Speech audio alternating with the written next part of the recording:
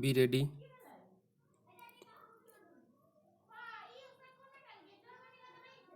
Five seconds.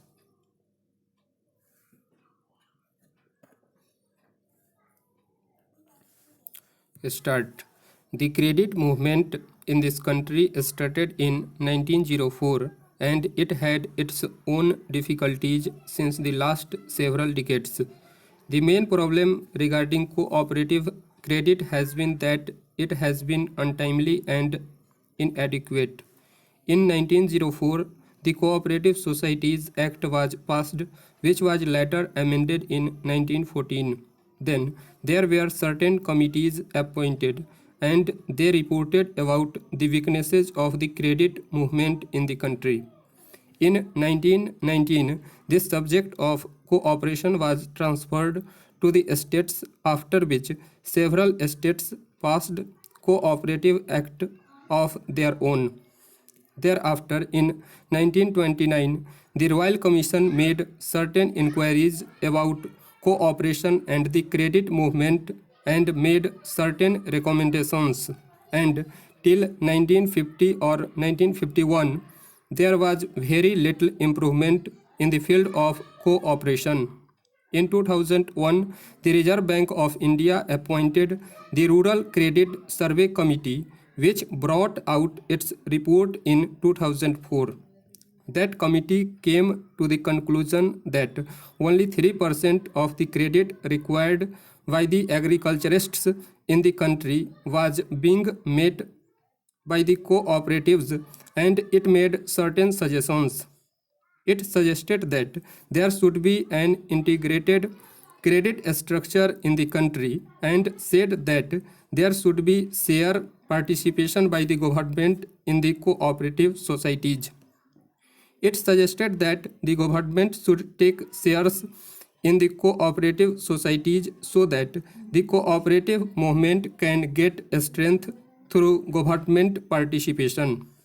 The second recommendation made by the Rural Credit Survey Committee was that there should be linking of credit with marketing, processing, consumption, storage, and all other fields of activity so that credit will develop marketing, consumption, processing, etc. Yet another recommendation was that there should be a training program for the non-officials.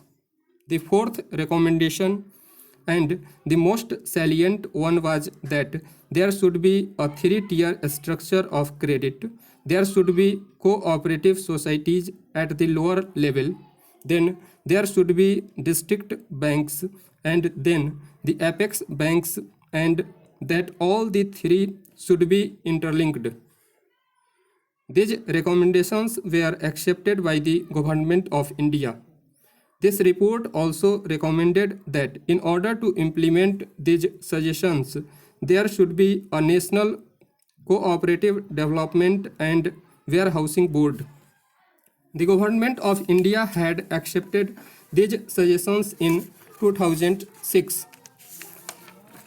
According to that act, there came into being Warehousing Board, which took care of the warehouses in the country, and also the National Development Board, which took care of the development of the cooperatives. It was first thought that the two boards should be worked out under two different acts, but as both the subjects were administratively under one ministry at that time, namely the Ministry of Food and Agriculture, it was thought proper at that stage that the same act should administer the National Development Board and the Warehousing Corporation. Thereafter, a separate department of cooperation was created and attached to the Ministry of Community Development, now called the Ministry of Community Development, Panchayati Raj and Cooperation. And it was decided by the government in 2010 that there should be two separate acts, one for Cooperative Development Board and the other for warehousing. In one of the papers submitted by the Ministry of Food and Agriculture, on the basis of which the presidential order to create the Department of Cooperation was passed, it was suggested that these two bodies should be administered separately, and that is why we have now come before Parliament with this National Cooperative Development Corporation Bill. The other bill relating to the Warehousing Corporation will come up through the Ministry of Food and Agriculture after the bill is passed. Therefore, sir, the present bill is only an amending bill, and opportunity has been taken to have some minor amendments made in the bill. Firstly, the original act covered only agricultural produce, and agricultural produce had been defined in that act. And now, besides agricultural produce, any notified commodity is also being included.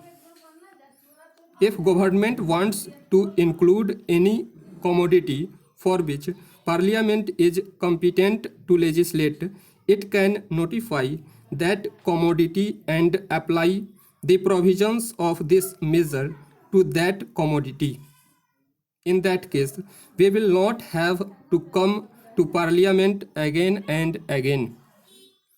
Any commodity which is in the concurrent list and for which Parliament can legislate can be notified by the government for the application of these provisions. The second amendment is about the functional committees.